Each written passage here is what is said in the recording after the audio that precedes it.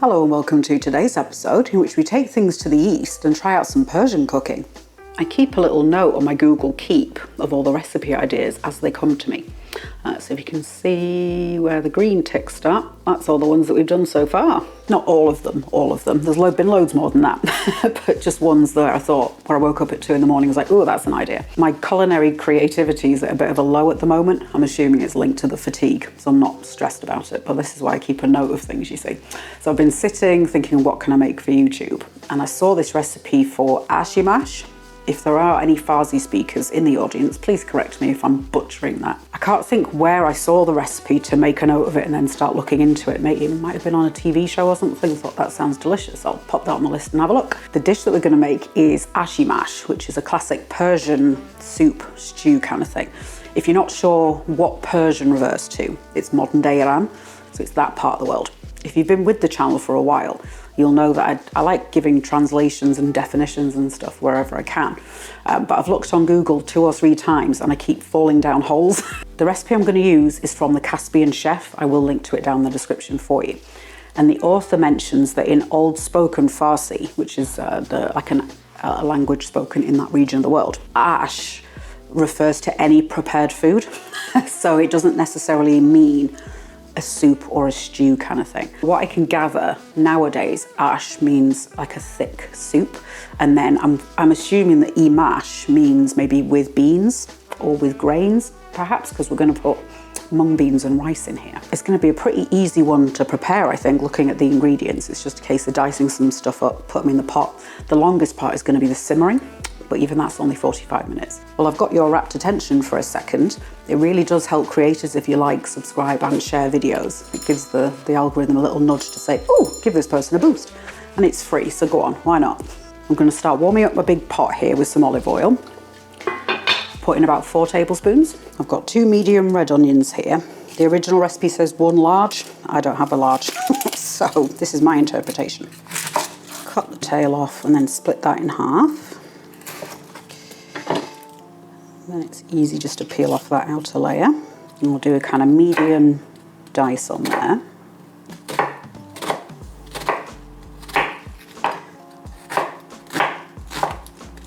Slide the onions in.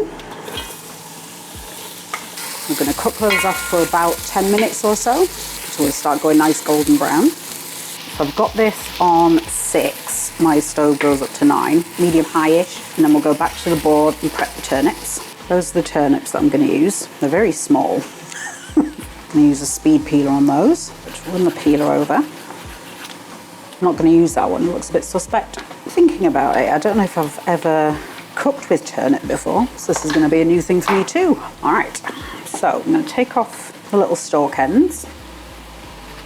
So the texture, if you've not had one before, it's a bit like a radish, that kind of texture. And I imagine the flavour is quite similar. Raw. Yeah, so I think I'll split that in half. And then for this one into 4, and then I'll do the same the other way.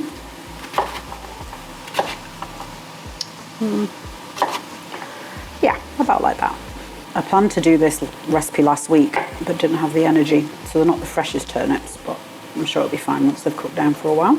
Go back to the pot. So now the onions have got a little bit of colour on them. I'm going to add in a teaspoon of turmeric, however you like saying it. So it's that bright orange, lovely spice. Be really careful with this one because it stains quite badly. She says wearing a cream jumper. Yeah, that wasn't the best decision really, was it? Stir that in. So you can see the instant colour that it gives to a dish. And I'm going to slide in the turnips. Give them a good stir. And we'll let those fry off for a couple of minutes. So this dish needs some mung beans.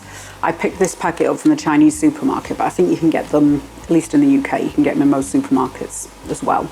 They're a nice one to have in the cupboard because they don't really need soaking before cooking because they're quite a small bean. So it's like 213 grams, something like that. It's That's the shape and colour of them. So they are very little. I think you can sprout these as well and have like little mung bean sprouts if you're into that kind of thing. I'll tip in the mung beans. They've just had a quick rinse under cold water. I'm going to add 9 cups of water. It doesn't say whether it should be hot or cold, so I'm just going to do cold. And then I'm going to add in 2 of these little stock pots. So it's like stock concentrate, like a thick paste that you just keep in the cupboard. Give everything a stir. And as the water heats up, those stock thingies will start breaking down. So they're quite gloopy and gelatinous, but it'll start melting into the rest of it. So I'll put the stove up to 9 because I want to bring this to the boil. While I wait for this to boil, oh, I shouldn't use that spoon either because look, it does stain everything. That's coming up to the boil. So I'm going to pop the lid on and put it down to 4 because I want it on a simmer. I've got a bunch of spring onions, so there's 6 altogether of varying sizes. I'm going to pull off the outer layer. I'm going to snap off the very tip just where it's a bit wilted. Dice those down. Put those to the side. I'm going to make a couple of little toppings to go on top of the ashi mash. So the first is going to be some fried onions. So I'm just going to take the tail off again, split it in the middle. I'm going to use my mandolin to slice these. Feel free to do it by hand. This blade is sharp, watch your fingers. It even says so on there, look.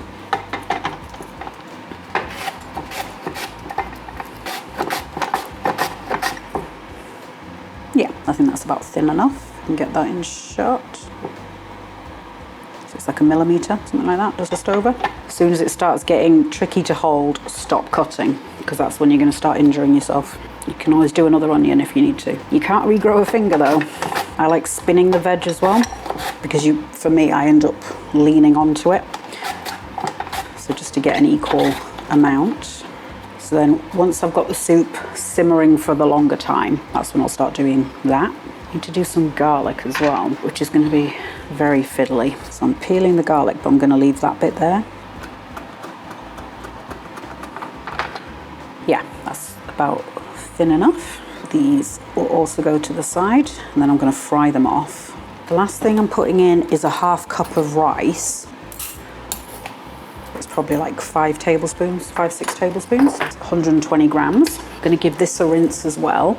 The recipe doesn't say whether, I mean, it just says white rice. It might even mean cooked. I doubt it. It doesn't say to rinse it, but I'm going to rinse it because there's so much starch in rice. I've got a feeling if I don't rinse it, it's going to be too thick. I'm using jasmine rice, but I don't think it overly matters. Just don't be using like a sticky rice or anything.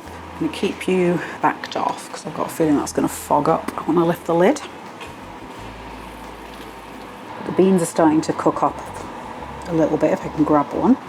So if I give it a push, it does break apart. Add the rice in. All I've done is put the rice in the sieve and then ran the cold water over it. And you'll notice, first of all, the water comes out quite cloudy. So you want to run it until it's more or less clear. Pop in the spring onions. I'll add a tablespoon of dried savoury. Savoury is a herb similar to rosemary, a bit milder than rosemary maybe. So if you can't get the savoury, use rosemary. If you can get fresh, use that. So I'll sprinkle that on, and a tablespoon of dried mixed herbs. I had bought a big bunch of coriander to use when I initially planned to do it last week, but that's gone bad because I didn't get to it quickly enough. But things like tarragon would be nice, dill, that's what the Caspian chef uses. Really good ground black pepper, like 1/2 teaspoon or so. Now the recipe says 1.5 teaspoons of salt. I already know that's way too much for me because I've trained myself not to use so much. The stock has already got salt in it as well. I'm going to add, I think, 1/4 teaspoon, then give it a taste. So I'll do another 1/2 teaspoon. It is a big volume of liquid, but it's been a while since I used those stock pots, so I couldn't remember quite how salty they were.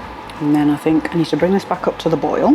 I'll taste it again at the end and maybe add in a touch more salt. I'm going to pop the lid on, drop it back to a 3, I think, and we're going to let that simmer for 45 minutes or until the beans and rice have softened. We'll leave that to do its thing for about 20-25 minutes, and then we'll come back and start frying the other bits.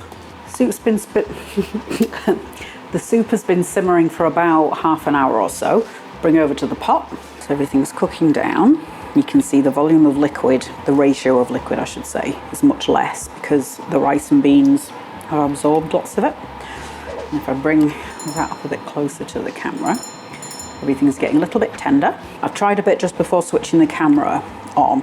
It's a tiny bit chalky still, which means it's not quite cooked. So I reckon by the time we've fried off the onions and garlic, it should be perfect. So let's put the lid back on, let that do its thing. And then I've got another tablespoon and a half, maybe 2 tablespoons of olive oil in this back pan. And that's gonna be for the onions. So throw those in. I'm gonna go somewhat gently with the onions. I might actually drop this down to a 5 now that the pan is hot. I'm assuming we want these to become kind of nice and melty and a little bit caramelized, a little bit sticky. It's not really crispy onions, I don't think. The recipe just says golden brown. And then once these are nearly done, that's when I'm going to do the garlic, because the garlic does need to be watched quite carefully, otherwise it will burn. So I'm going to stir these fairly regularly, keep turning them around. Turned it down to 4 because I can just see the odd patch of colour, like darker colour than I'd like at this stage. Got another little pan at the front here. I'm going to start that warming for the garlic. Just very gentle heat, partly because it only needs a gentle heat, but partly because my arm's going to be over it while I stir this, so I don't want it too hot. This looks awfully oily to me.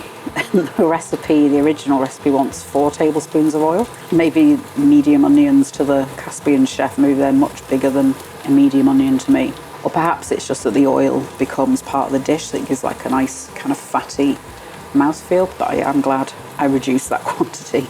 Maybe different types of onions react differently with oil. Maybe there's more water in a red onion than there is in a white. Yeah, I think that'll about do it. So I'll turn the heat off on that. I'm going to pop a little pinch of salt on. Very small pinch. Stir that in. Tip the garlic in. And again, this is on quite low. I've got it on 5, and I'm gonna keep stirring this one because burnt garlic is really bitter and horrible. So all we're doing is kind of toasting it off so it goes nice and golden. So this should only take maybe, I don't know, no more than 5 minutes, I wouldn't have thought. So you want them all to look like that little one there. And kind of making an effort to separate them somewhat, just so it cooks evenly. You can see the pieces that are paler have got more bubbles on them because they've got more water in there. You can probably go a little bit higher than I have, but having so diligently sliced them finely, I don't want to burn them and then have to scrap them. Yeah, I think that's pretty good. So I'll take these straight out the pan, because if you leave them in the hot pan, they're going to keep cooking. Now, I don't know about you, but that looks like a delicious bowl of soup to me. So I've scattered the fried onions over. The garlic goes nice and crispy.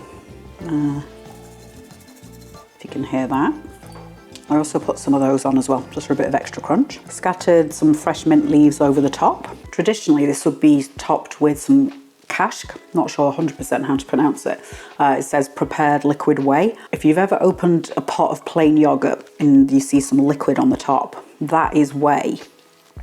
So I'm not 100% sure what the cask is. Perhaps it's a bit of whey and a bit of yogurt mixed in together. Obviously, that's not going to be vegan. So I just put a little bit of unsweetened plain yogurt on there, which I think is going to add a really nice bit of acidity and tang to it. Have a go.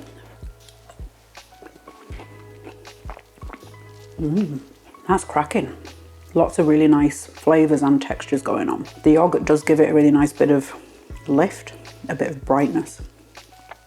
Because the garlic's quite umami. The onions are salty with a bit of sweetness. The soup itself, earthy, umami. Yes, it's nice and rich as well, but it doesn't feel heavy.